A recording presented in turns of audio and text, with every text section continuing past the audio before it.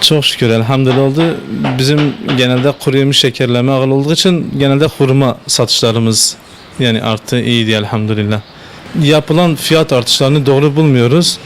Yani biz elhamdülillah bizim yine eski fiyatlarımız elimizden geldiği kadar da daha da Ramazan itibariyle düşürmeyi düşünüyoruz. Yapılan bu artışlar fırsatçılıktır yani.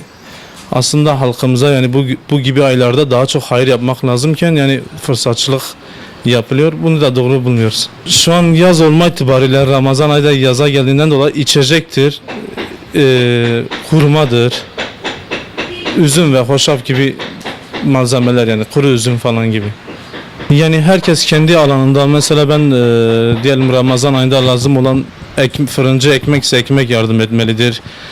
Baharatsa baharat etmelidir. Biz de kuru yemiş olarak elimizden gelen hurma vesaire neyse bütün esnafların bu ayda yani fakirle olan diyalogu daha hem dışlı olmalıdır. Çünkü içli ve dışlı olmalıdır. Çünkü birebir bu Ramazan ayında fakir aileler yani muhtaç yani birinin eline bakıyor ve bu gibi esnaflar kardeşlerimiz de inşallah elimizden gelen yardımı her neyse yapmak zorunda inşallah.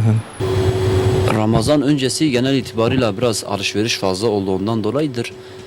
Genel itibariyle artış oluyor.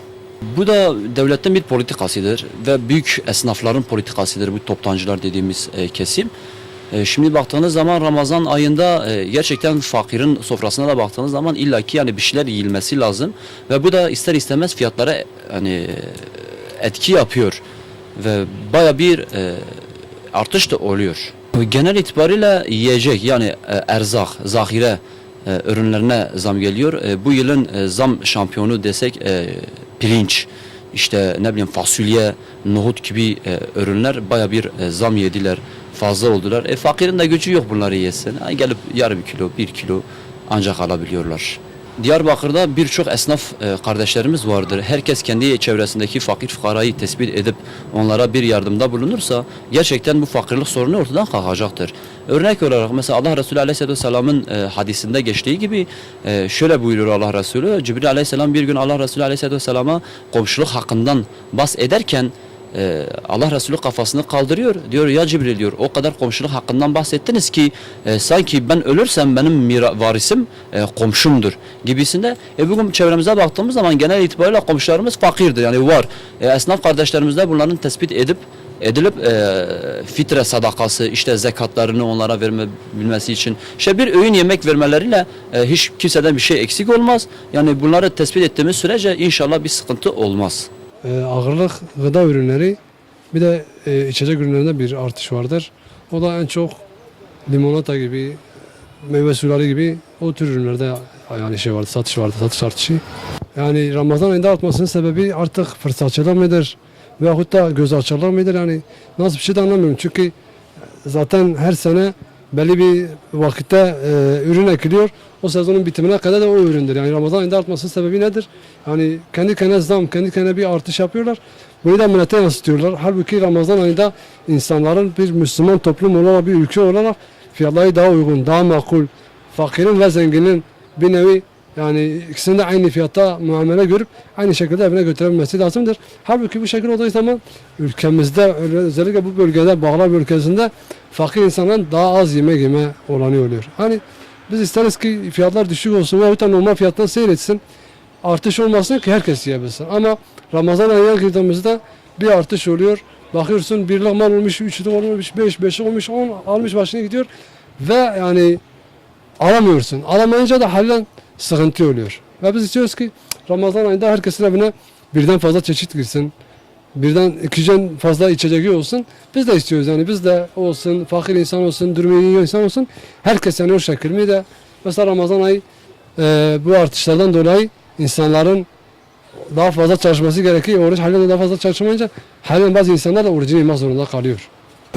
Öncelikle pazarı bahsedelim. Pazarda bayağı bir artış oluyor. Yani 3 milyona aldığım bir ürünü direkt 5 milyona çıkarıyorlar.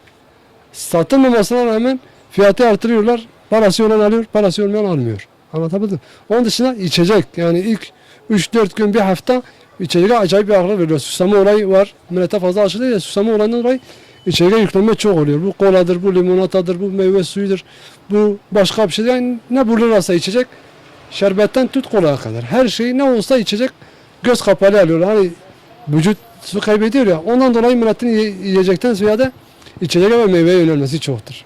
Valla insanın zekatını, fitresini eğer çevresinde varsa, akrabası varsa başta onlara versin. Yok eğer çevresinde öyle yoksa hayır kurumu olur. Veyahut da başka mahallelerden tanıdıkları, bildikleri fakir insanlara verse de daha iyi olur. Yani bunu direkt alıp bir hayır kurumuna verebilir, uğraşamayabilir.